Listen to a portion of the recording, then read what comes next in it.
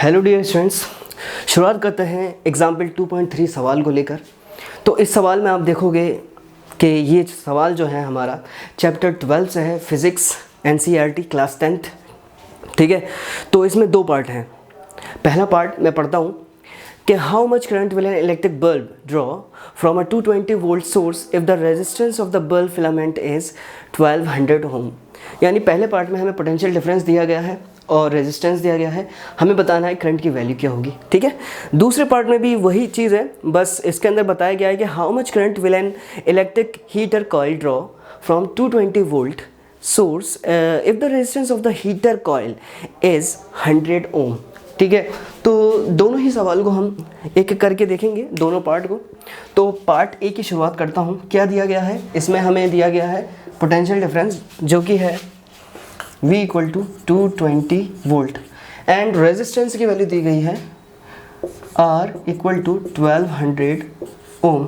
हमसे क्या कहा गया है कि करंट जिसको हम I से डिनोट करते हैं वो हमें बताना है। ठीक है, तो बहुत आसान तरीका है, हमें पता है ओम्स लॉ जो कि होता है V इक्वल टू IR। ठीक है, तो V की वैल्यू कितनी है? 220। ठीक है, I की वैल्यू हमें मालूम नहीं, रेजिस्टेंस हमें पता है 1200 ओम। ठीक है, तो चलिए हम I की वैल्यू पता करते हैं। तो जाहिर सी बात है, आप देखोगे यहाँ पे ट्रांसपोजिशन जो होगा I के साथ जो मल्टीप्लिकेशन में है वो डिवाइड में जाएगा। ठीक है, तो यहाँ आ जाएगा डिवाइड होकर और यहाँ बचेगा I। तो यहाँ पे हमें 0 से 0 कैंसिल कर देते हैं और दोनों ही 2 से डिवाइड हो सकते हैं, तो 11 2 एंड 62 ज़ा। ठीक है, तो I की वैल्यू जो है 11/60 आ चुकी है। ठीक है, अब देखते हैं कि इनको पॉइंट में कैसे लाएं। तो 11 इज़ डिवाइडेड बाई 60।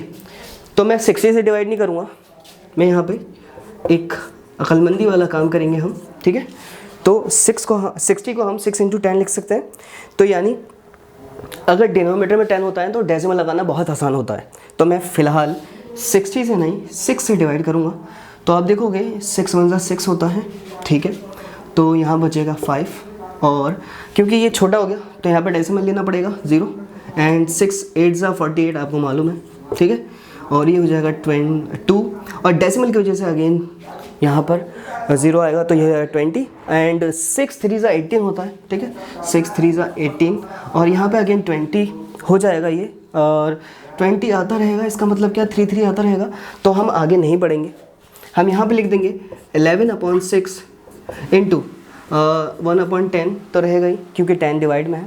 हमने इसकी वैल्यू पता कर ली है जो कि है कितनी आ चुकी है 1.83 आ रहा है। तो अप्रॉक्स में कर लेते हैं इसको 1.84 कर लेते हैं लगभग। ठीक है, या फिर आप 83 रखिए क्योंकि इसके बाद भी 3 है ना।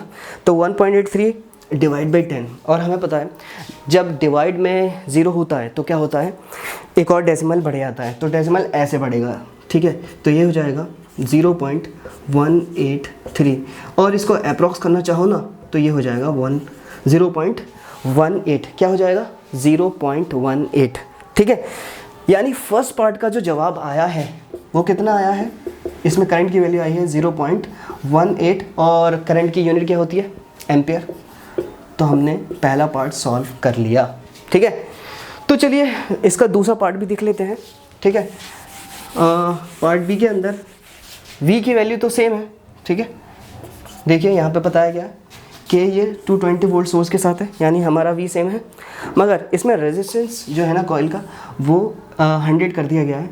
तो यहाँ पर हम कर लेते हैं 100 ओम। तरीका वही है, यहाँ पे भी ओम्स लॉ लगेगा। तो चलिए इस्तेमाल करते हैं। V equal to I into R होता है। ठीक है, V कितना है 220 और I हमें मालूम नहीं है, रेजिस्टेंस की वैल्यू है 100 और यहाँ पर ट्रांसपोजिशन से हमें सीधे सीधे वैल्यू पता चलने वाली है क्योंकि जब मल्टीप्लाई में होता है डिवाइड में चला जाता है और यहाँ पे 0 से 0 हो जाएगा। तो यहाँ पे हो जाएगा 220/100 और आपको पता है कि एक 0 होता है तो एक के बाद डेसिमल लग जाता है। तो यहाँ पर हम लिख सकते हैं 2.2 और I की वैल्यू होती है एम्पियर, I की यूनिट होती है एम्पियर। तो पार्ट बी के अंदर जो करंट की वैल्यू आई है वो आई है 2.2 एम्पियर। ठीक है, आई होप आपके समझ में आया होगा। ठीक है, हमने इस सवाल को कर लिया है बहुत अच्छे तरीके से। इसमें कुछ नहीं करना था, बस सिंपल डिवीज़न मेथड करना था, ठीक है।